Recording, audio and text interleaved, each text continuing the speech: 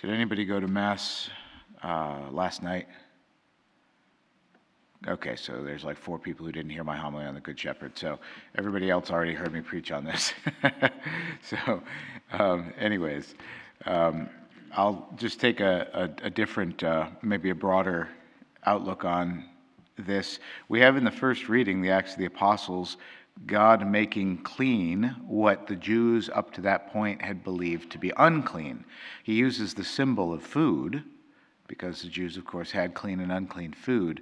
But within the context of the historic account, it's obvious that food is allegorical or is metaphorical for the Gentiles, the Gentile, the nations, that though salvation is of the Jews, because Christ entered the world as a Jew, it is nevertheless intended for all the world. Peter, don't declare unclean what God has declared clean. The Gentiles are clean. They are worthy of the same love and to receive the sacrifice that Jesus gave for the whole world. So when Jesus is talking here in John, I have other sheep that do not belong to this fold. We have to be careful to recognize that Jesus is not talking about, I have other ways to do religion. Right? I have other ways to have a relationship with me. Right? There are other flock out there, and we call them Buddhists, and we call them Hindus, and we call them Muslims, and we call them, Jews. Or, well, I guess we're talking about Jews, right? Christians are fulfilled Jews, so that's one and the same.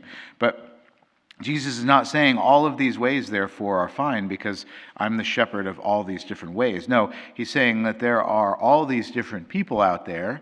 They are themselves their own flock, but I am not yet their shepherd.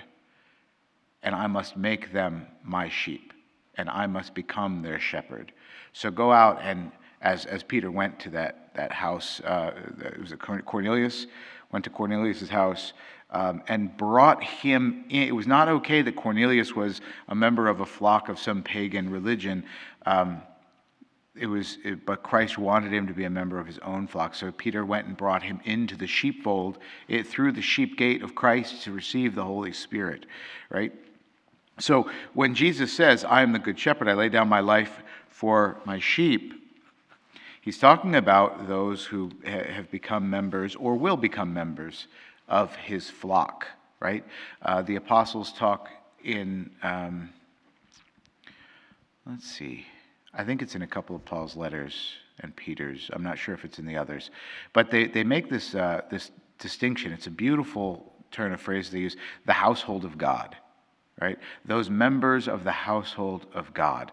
This is usually used when they're talking about charity and the responsibility of charity in an expanding way. The charity begins locally and then expands out as it's able.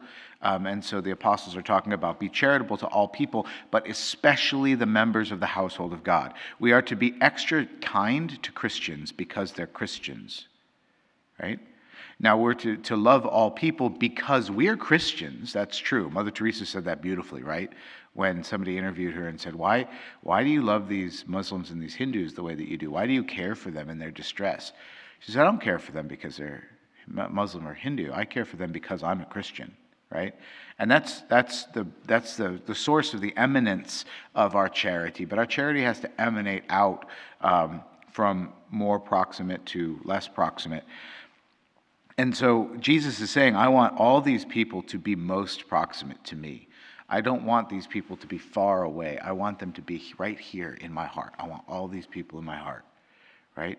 And so he sends out his apostles to go and gather these people on the shores of the sea. When Jesus had the charcoal, he told Peter, cast the net over the side, and he caught all the nations in the net, as so much so that he couldn't drag them into the boat, had to drag them to the shore attached to the side of the boat. And though the net was bursting, it was not torn. It had not been broken. So again, we see the movement from the resurrection of Jesus during this Easter season through the Acts of the Apostles and in some of the other letters of the scriptures that we read during the Easter season. This this huge momentum of evangelization, this huge momentum of go out and gather. Do not be satisfied that they are not in the church. Do not be satisfied that they are not in the church. There is no way that that's okay. Go and gather them and bring them in. Right? And so, I'll just ask you, because you've been hearing these scriptures and similar preaching to this, what have you done differently the last few weeks to bring people in that otherwise hadn't been? Has anything in your life changed? Has your boldness, your courage, your charity, your love, your affection for those you say you love but are not in the church, has that changed at all? Have you risked those relationships to bring them into the boat? Or has Christ's resurrection maintained in us just some status quo? We are nothing if not an evangelical people, because evangelization is lived charity. We have to think about that. I know some of you are great fishers of men. Others not so much. And it's not because God hasn't given you the ability to do it. It is always in us a lack of charity. Love one another as I have loved you, Jesus says.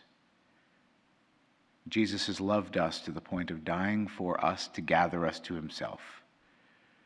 What will we risk to help Jesus gather others to him?